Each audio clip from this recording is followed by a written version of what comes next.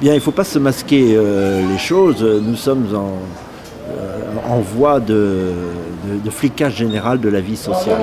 Nous sommes engagés dans un processus dont on ne se rend pas compte, mais qu'il faut justement dénoncer. Et d'abord, un aspect dont on ne parle pas assez, c'est l'omniprésence des caméras. C'est aussi l'omniprésence du flicage par les banques, notamment à travers les cartes bleues, qui peuvent devenir d'ailleurs des instruments d'investigation judiciaire. Il y a aussi le flicage par l'activité d'Internet.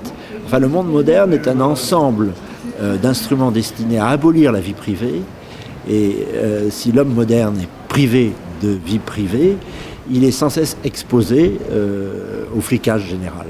Et il y a un aspect du flicage sur lequel je voudrais insister aujourd'hui, il faudra revenir sur les autres un jour d'ailleurs, c'est le flicage de la pensée.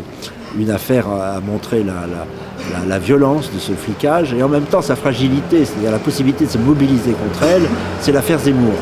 L'affaire Zemmour, on croit qu'elle est réglée. D'une certaine façon, elle a été réglée par le fait qu'il n'a pas été, qu'il a gardé toutes ses tribunes, grâce à une certaine mobilisation, et qui a été massive, je peux en témoigner, puisque Éric Zemmour est un ami de 18 ans à peu près, un ami très proche. Nous avons participé, notamment avec mes amis, à sa défense, et je pense que d'une certaine façon, on peut dire qu'on a remporté une bataille, mais on n'a pas remporté la guerre, bien que l'on essaie de faire croire que cette affaire soit réglée.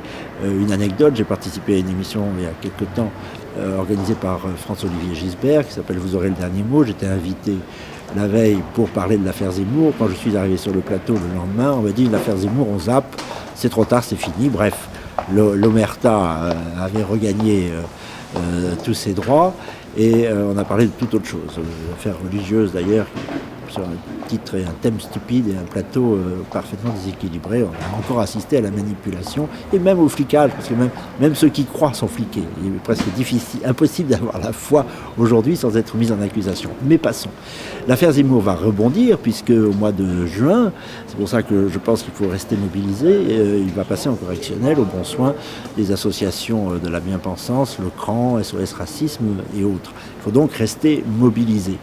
Parce que cette affaire montre une chose, et elle est énorme, c'est que si la mobilisation de ceux qui veulent liberté d'information n'est pas suffisante, les médias vont supprimer petit à petit ceux qui pensent mal. Et nous arriverons petit à petit à une société qui ne sera même pas une société autoritaire, mais une société totalitaire, le flicage de la pensée étant la clé de voûte de l'ensemble du flicage de la vie sociale et encore une fois de l'abolition de la vie privée et de ce point essentiel de la vie privée qui est la liberté de penser et conséquemment la liberté d'expression.